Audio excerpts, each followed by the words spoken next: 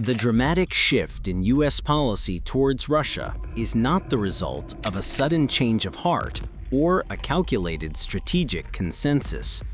It is the direct, brutal consequence of Vladimir Putin's gravest personal miscalculation. His biggest error was not military, but psychological. He publicly humiliated the President of the United States. That act of arrogance has now become the central engine of America's aggressive pivot. This is FPV Explainer, where we break down the most fascinating stories in drone warfare. If you're enjoying this deep dive, hit the like button, subscribe, and drop a comment telling us what topic you want to see next. Your feedback shapes our future videos and keeps us bringing you clear, detailed analysis from the front lines.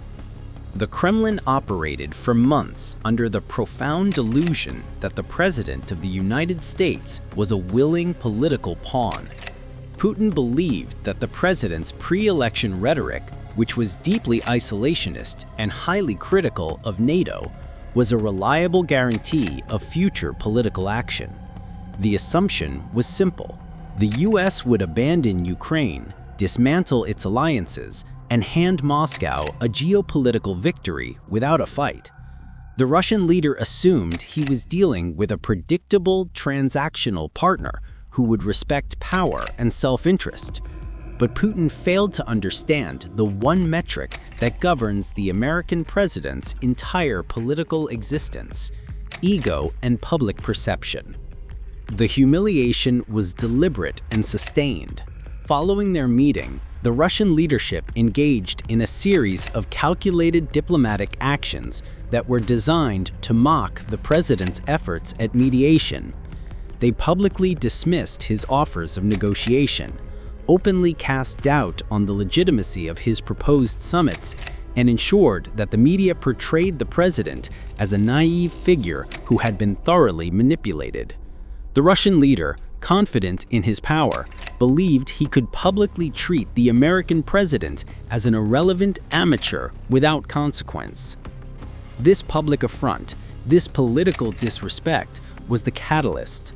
For a leader who fundamentally believes he is the world's ultimate deal-maker and whose personal brand is based on being a strong, decisive man who cannot be played, the mockery was the greatest possible offense.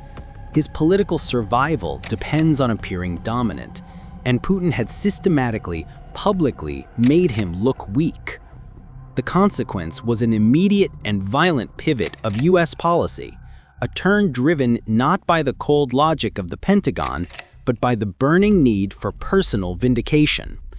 The administration has adopted the very policy that its deep state critics would have lauded: a powerful, aggressive stance designed to hurt Russia and prove that the American president is not a man to be trifled with.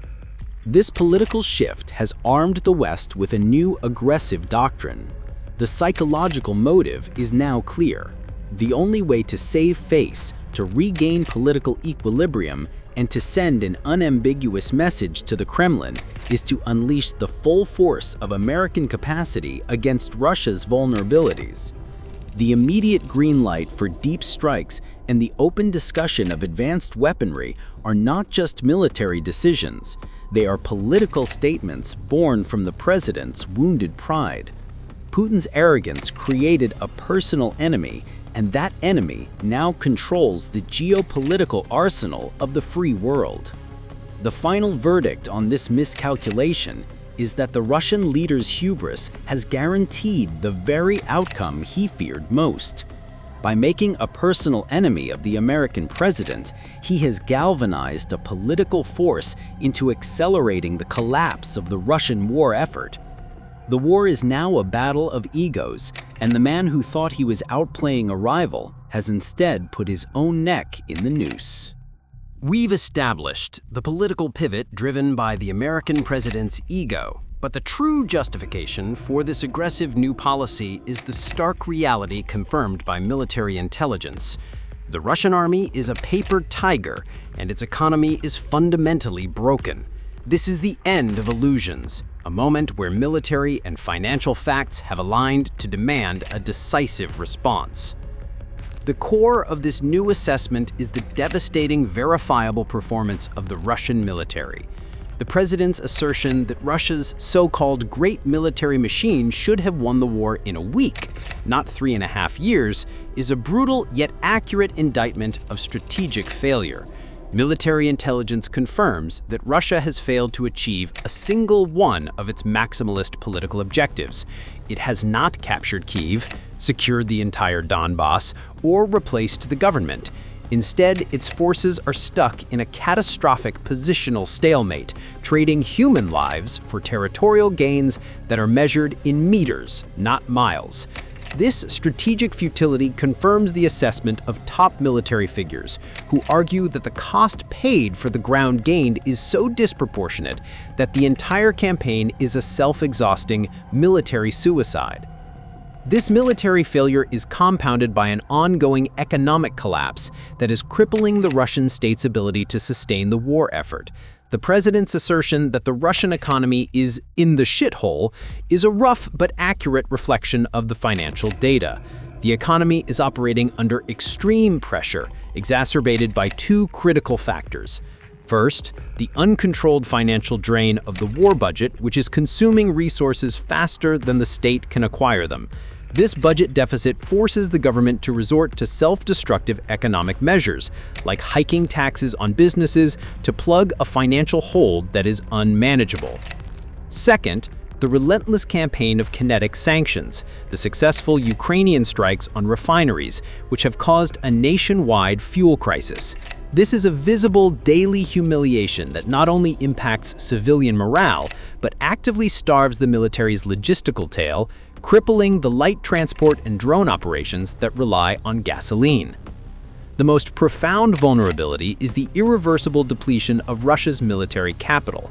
The army's most experienced units have been destroyed and replaced by a poorly trained mix of recruits and illegally retained contract soldiers. This continuous degradation of manpower is now the primary factor in the war.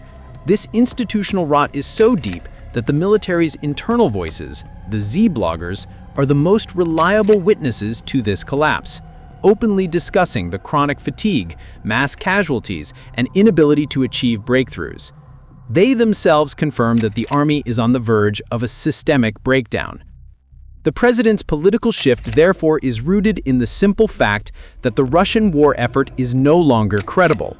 The illusion of Russian strength has completely shattered, giving the U.S. the moral and strategic clarity required to adopt a policy of unambiguous, aggressive support for Ukraine. The time for diplomatic restraint is over, replaced by a strategic imperative to accelerate the defeat of a power that is hemorrhaging its resources and is incapable of winning the war it started. We have established the utter financial and military bankruptcy of the Russian state. But the true, actionable threat that has the Kremlin scrambling is the direct, existential challenge to its military capacity, the potential transfer of weapons like the Tomahawk cruise missile. This is not merely about providing Ukraine with better arms. It is a profound strategic escalation that fundamentally and irreversibly shifts the military balance, giving Ukraine an unanswerable asymmetric capability.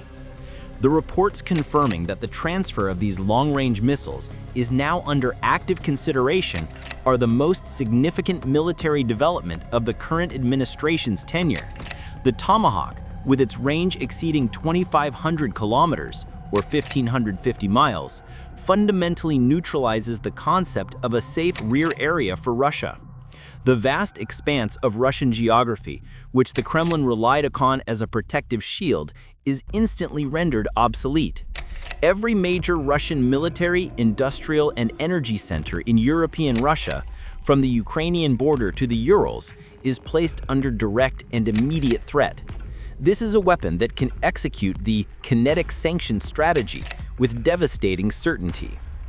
The strategic consequence for Russia is a no-win defensive dilemma.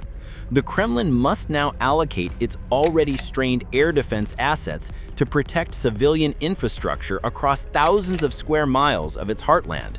systems that were previously focused only on the front.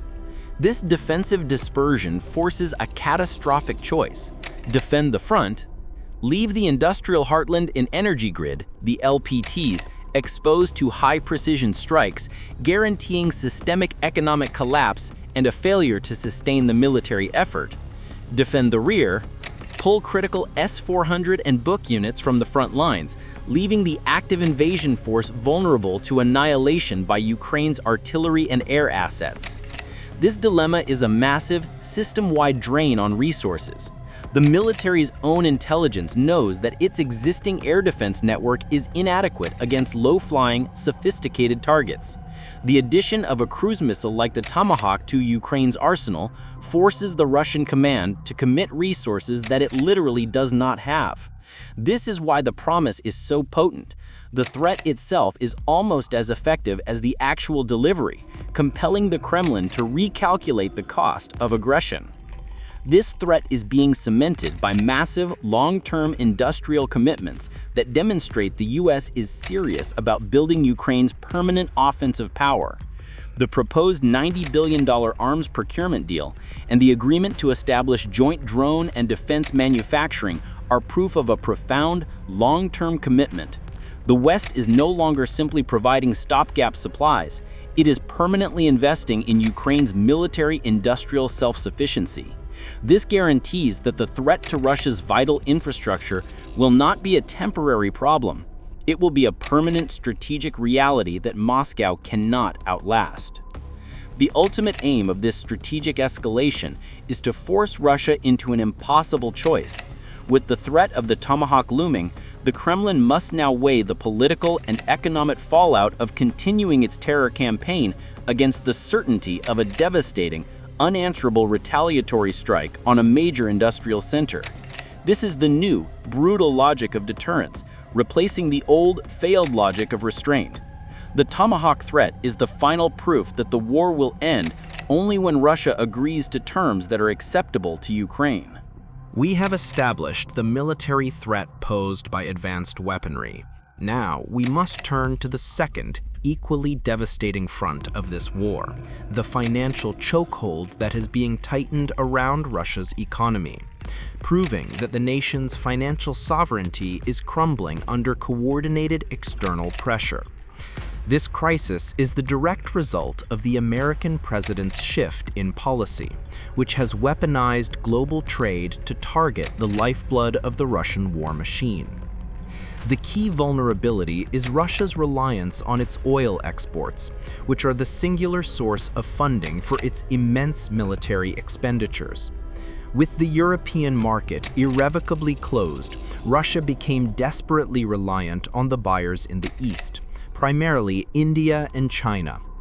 The American president's public and private diplomatic pressure has focused ruthlessly on this dependence, forcing these partners to fundamentally reassess the risk of trading with Moscow. The most potent tool in this chokehold is the threat of sanctions, which has immediately caused buyers to falter. The American president publicly declared a major breakthrough, stating that India would cease its purchases of Russian oil. While immediate total cessation may be logistically difficult, the reality is that the threat alone has sent shockwaves through the market. Indian refineries and state officials, wary of being cut off from the far more critical U.S. financial and technological systems, have significantly reduced their import of Russian crude. This policy shift is not a gesture, it is a massive financial blow, as Russia is forced to accept lower prices or find new, more distant and more costly buyers for its supply. This pressure is being magnified by a physical blockade on the seas, the targeting of the shadow fleet. This massive network of aging, poorly maintained tankers is the logistical artery Russia uses to circumvent Western sanctions and transport its discounted oil worldwide. The recent action by the French government, the seizure of a tanker belonging to this fleet, is a direct, undeniable signal that the strategy is working. This is the new enforcement mechanism. By targeting this vulnerable fleet, the international coalition is making the cost and risk of transporting Russian oil commercially unbearable. This physical blockade accelerates the financial collapse, as Russia must now spend vast sums on insurance, maintenance, and complex logistical workarounds, drastically cutting into the already diminished profit from its oil exports. The long-term implication of this financial chokehold is the loss of sovereignty. Russia, which once dictated terms, is now a global petitioner. The American president has publicly stated that the next target for this financial pressure must be China. The proposed use of massive tariffs, the 50% tariff threat, on Chinese imports is a direct challenge intended to compel Beijing to cut its own massive purchases of Russian oil and gas. This trade coercion is a deliberate move to sever Russia's last major economic lifeline. The combined effect of these pressures is a financial and logistical noose for the Kremlin. Every loss of an Indian or Chinese customer, every seized tanker, and every rise in transport costs directly reduces the revenue available for the war budget. The economic base is crumbling, making the military's continued, massive spending impossible. The financial chokehold is not a slow, gentle squeeze. It is a rapid, deliberate action to accelerate Russia's economic collapse and force a political resolution to the conflict. We have meticulously analyzed the convergence of external pressure, military threat, and internal economic decay that defines the current phase of the Russian war effort. Now, we arrive at the final, unavoidable conclusion, a verdict that summarizes the entire crisis. The war has entered an irreversible final phase, and the ultimate peace will be dictated not by Moscow's terms, but by Kyiv's strategic leverage and the sheer exhaustion of the Russian state. The single greatest catalyst for this coming defeat is the complete collapse of the Russian leadership's original strategic calculation. They believed they could outlast a fractured West and wage war without significant economic consequence. That illusion has been shattered by the combined force of the financial chokehold and the Tomahawk threat. The external pressure, driven by the American president's deliberate pivot to antagonism, is no longer about stopping the war. It is about accelerating Russia's defeat. The deployment of U.S. intelligence for deep strikes and the discussion of transferring advanced cruise missiles are not mere acts of aid. They are strategic tools that impose an existential cost on the aggressor. Russia is trapped, and every move it makes to escape only tightens the noose. The military reality is stark and unforgiving. Russia's army, already depleted and demoralized from facing a determined and technologically superior defense, is now confronted with an existential dilemma. The threat of strikes against critical infrastructure, such as the LPTs, large power transformers, deep within Russian territory, forces the Kremlin to choose between defending its vital energy grid and sustaining its forces on the front lines. This is a no-win scenario that drains scarce air defense assets and compromises the ability of the ground forces to wage an offensive war. The failure to adapt to this symmetric threat proves that the Russian military is structurally incapable of winning a long-term conflict against a technologically enabled opponent. Furthermore, the internal decay of the state guarantees this outcome. The war is simply financially unsustainable. The aggressive tax hikes, the massive budget deficits, and the crippling fuel shortages are all systemic weaknesses that ensure a political reckoning. The leadership is unable to pivot from its political commitment to the war, yet it is also incapable of funding that commitment. This contradiction has created a terminal event. The state is rapidly consuming its own financial reserves and its industrial capacity. The war will end not with a military conquest, but with the moment the Kremlin realizes it can no longer afford to pay its army, supply its troops, or maintain the fragile social contract with its population. The final verdict is clear. The strategic landscape has shifted irreversibly. The political will to punish Russia's aggression has aligned with the military and economic strategy to do so. Russia's war machine is being dismantled by its own internal decay and the calculated external pressure it provoked. The victory of Ukraine is close because the cost of continuing the war has been raised to an unbearable existential level that the Kremlin has no political or financial means to escape.